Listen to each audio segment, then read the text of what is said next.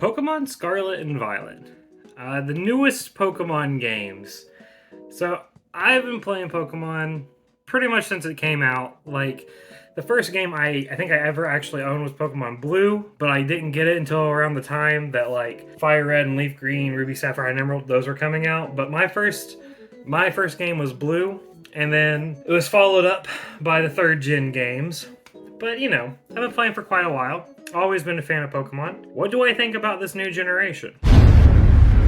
It's pretty good. I mean, it's pretty freaking fun.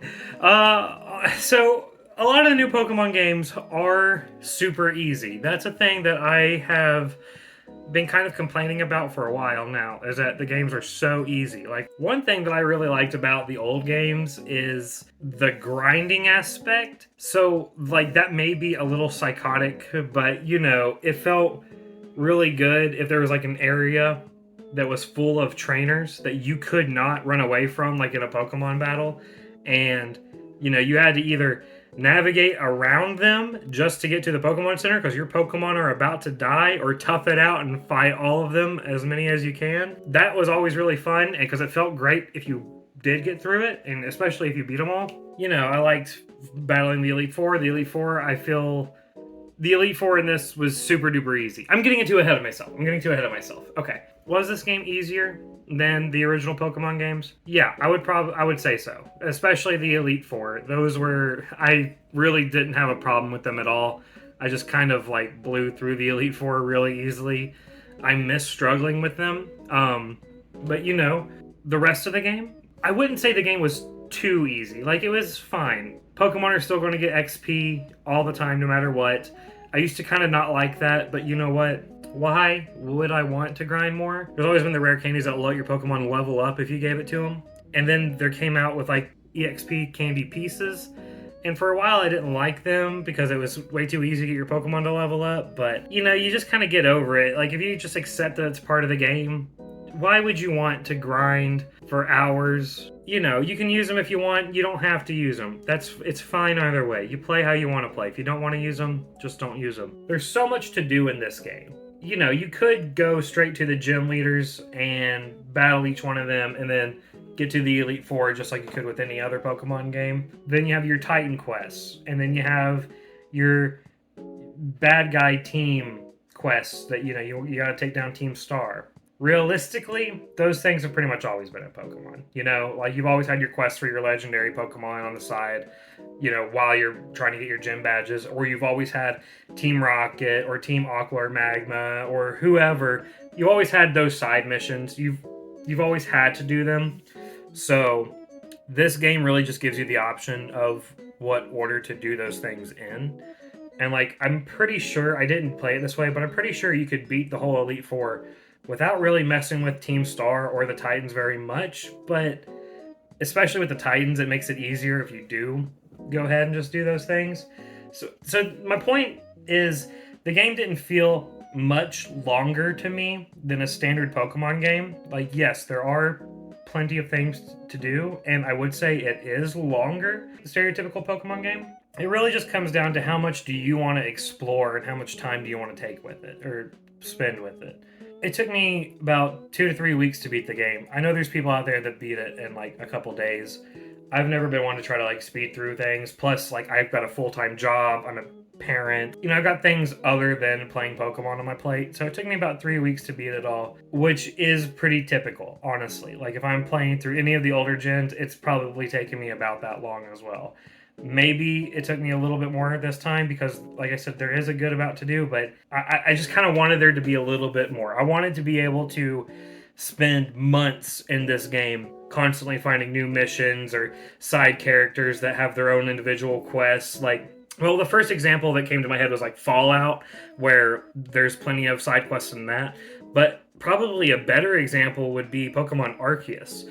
Now, I know that game, there is a finite amount of quests, but there are so many characters that if you go up and talk to them, they'll have their own side quests you can do. I think it would have been cool if this game had more of that. In fact, whenever Pokemon Legends Arceus came out, it's a really cool game. I really loved it. It didn't feel like a complete game, and I know a bunch of people have said that before. And then when I saw the trailers to Scarlet and Violet, I was like my thoughts on it were basically, okay, Pokemon Legends Arceus was essentially a side project. This game's going to have everything that I feel like is missing in Arceus. Like, it's going to have all the good parts about it, like wild Pokemon roaming all the time, you know, essentially no wild grass, which I'm all for. Like, I am so for all no wild grass. That is so nice. Or no tall grass. Like, no random wild Pokemon jumping out at you while you're in the tall grass. Does that make sense? I don't like that. I like that they're all walking around. Anyway, I was thinking that the graphics that were lacking in Arceus would be better in Scarlet.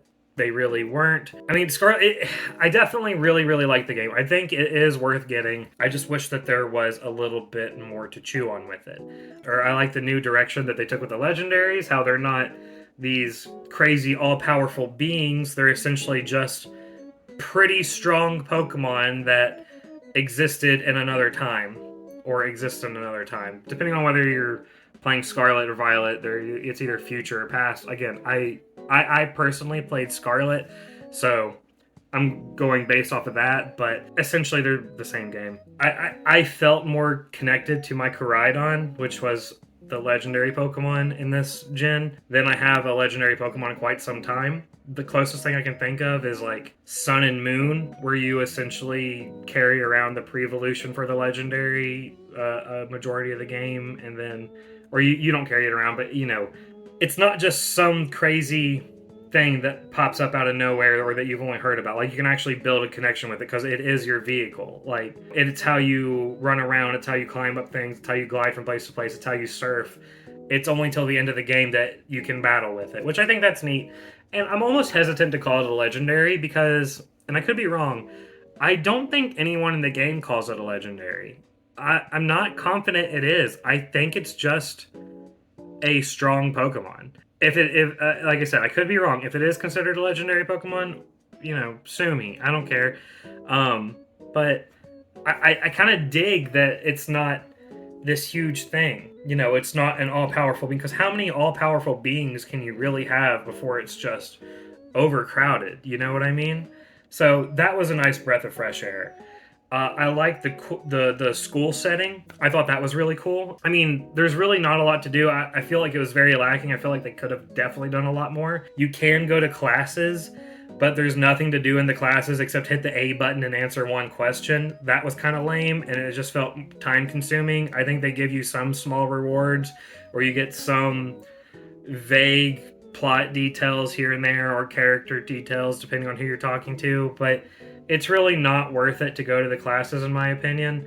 Now, I think what would have been neat is in the old Harry Potter games that I used to play, you know, you go to the classes, and inside the classes, they'll have their own challenges. And that would have been cool if, like, you go to this class, oh, you get to battle this professor, or oh, you gotta do this or that. Like, essentially what the gym challenges were, I think they could have done that with the classes as well. I think if they had more time for this game, it really, really could have been something super special. And I'm not saying it's not, like, for Pokemon being an open world game. I mean, it is really cool, but yeah, you know, I expected to go into this kind of just praising it, but the more I think about it, the more there are things that I'm really missing from the game. Like I said, it just feels like things are missing. But don't get me wrong, I have a ton of fun playing it. It is really fun. I like how it also wasn't like a super overpowered villain.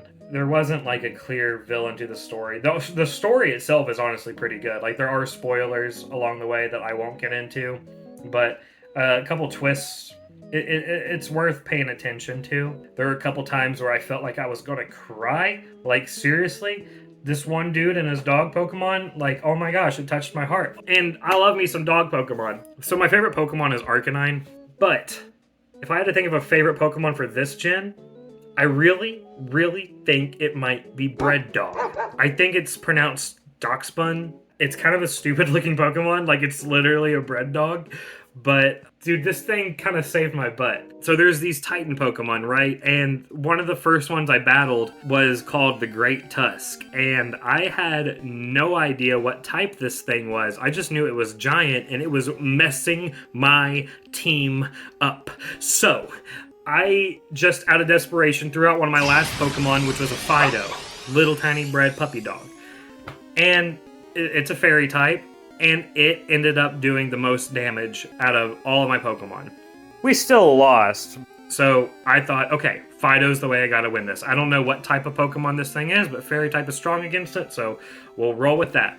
So I took that little baby Fido, who didn't really have a nickname or anything at the time, but I took him to this cave. There was like some Gibbles in there, and we ended up defeating all those. He leveled up several times. He evolved from a Fido to a Doxbun, and I was like, okay, let's go ahead and take this on.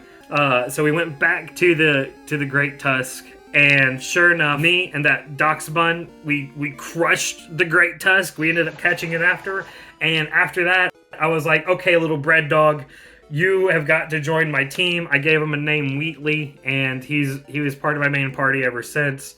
And it's skyrocketing as one of my favorite Pokemon. And it's a little embarrassing to say because it's such a silly design, and like the back is kind of disturbing. But oh man, he's really good, and I like him, and he's cute, and he's got a good ability. So like if he gets hit with a fire attack, he's got like this well-baked ability, well, that'll just raise his defense, so that's pretty handy. Pretty solid Pokemon. There's a lot of good things to say about the game. There really is. I'm sorry if I just keep saying all these negative things that it's missing. The starters are pretty solid, I guess. Not really. Okay. So they're not my least favorite starters. That would probably be the ones from Sword and Shield. They just all look too humanoid for me. I like Grookey and his evolutions, but the rest, I don't know. I'm not feeling them. These ones are better. Fuecoco and his final evolution, they are awesome. I think Skeledirge, hold on, let me make sure I'm saying this name correctly. Give me just 1 second. Skeledirge, I guess. I that's my best attempt at pronouncing it. If I'm wrong, scream at me. It might be one of my favorite starters of all time. Again, it's really hard for me to pick favorites, and because I just played the game and I'm attached to it, it's fresh in my mind. But like, dang, it's cool. It's got a great typing. It looks badass. It's got a cute little birdie on its nose. And yeah, it's just a great Pokemon. And Fuecoco is a super cute little guy. So, you can start off with a super cute little guy, and then you get this badass looking guy with a cute little guy on his nose. And it's like, what's not to like about him? Like, really, he's easily the best starter out of these three. Sorry if you disagree, but like, come on, it's awesome. The ancient Pokemon in this are really cool. I don't know what they're called. It could be ancient Pokemon, primal Pokemon, whatever they are, the special versions of the Pokemon that lived in the dinosaur times. Those are really awesome. I particularly like Sandy Shocks. Very neat. I like how it makes Magnemite feel like something you would find in nature almost, because he definitely didn't feel like that before. I like how it runs around like a little animal. Like, it's got legs and it's got a tail, but it's still all magnets. Like, that's super creative. I love it. A lot of those designs are really neat. A lot of the like futuristic, like the iron Pokemon, those are neat too, but like the more primal Pokemon, like, they definitely take that win home. Definitely a fun game. I still play it a lot. Like, I'm shiny hunting now. I've never completely filled a Pokedex, so I'm working on doing that. I have not 100%ed the game. Like, there's apparently a couple legendaries that I haven't caught yet that are in there, so I'm looking forward to getting those. The raid battles are a little addicting, but I can see myself tiring of them after a while. But I will say, if there is DLC for this game, I can see myself buying it. Like, I had so much more fun in this game than I have had in a Pokemon game in quite some time, that I would absolutely spend a few more dollars, as long as it's reasonable, to continue to play more of the story. I just really, really wish I didn't have to do that. I wish that there was more in the base game itself. But overall, I think this is a great direction for Pokemon to go. I hope they continue to make the new generations like this and just keep expanding on it and making it bigger and bigger. I eventually want it to feel more like a Fallout or a Skyrim, or even a Breath of the Wild. Like, they're really, really going that direction, and it's like almost there. Like, it's super fun to explore the world and everything. It needs to be more rewarding to explore the world and to talk to all the NPCs and everything. Because right now it's such a big place, but it does feel a little empty. Like, there's definitely stuff everywhere for the most part. Like, there's Pokeballs you can find for some items. There's Pokemon running around all over the dang place. And there's lots of sandwich shops. But, like, personally, it's not worth it to go talk to every NPC because most of them don't have anything to say. Most of them don't give you something. It could just use a little bit more. You know, I'll stop repeating myself so much. Overall, really fun game. I didn't plan on giving this a rating when I started this video, but if I had to give it a rating, I would give it... The number I'm thinking of is 7 out of 10. It's like, am I comparing it to other Pokemon games, or am I comparing it to all games, like, of all time? That's why rating systems aren't good. Okay, compared to other Pokemon games, I would give it a solid 8 out of 10 as it is right now since it's come out. Obviously, they might patch it and upload DLCs, or, you know, release DLCs to where it could potentially go up, but I'll give it an 8 as it compares to other Pokemon games. It's not like my absolute favorite. My absolute favorite is probably Soul Silver or maybe even Emerald because of nostalgia, but like they're also like really good games. But compared to every other video game in existence, I think it would go down to maybe about like a 7, just because, you know, if you look at other RPGs and open world games, there is a lot more to do. But yeah, overall, they're positive ratings. So if you like Pokemon or if you're interested in it at all, I say check it out. I say, you know, go have your own little Pokemon adventure. Pick out one of the starters that you think speaks to you the most. If you think that Skeledirge is super ugly and you don't understand why I would have that on my team, well then shoot, get the Grass Kitty or the Water Duck. One other thing that I noticed is after you beat the Elite Four, there's no Hall of Fame cutscene or even a picture or anything, so I kind of made my own here. Well, that's about it. I'm going to get off here and take a shower, so thanks for watching. Have a good one. Bye.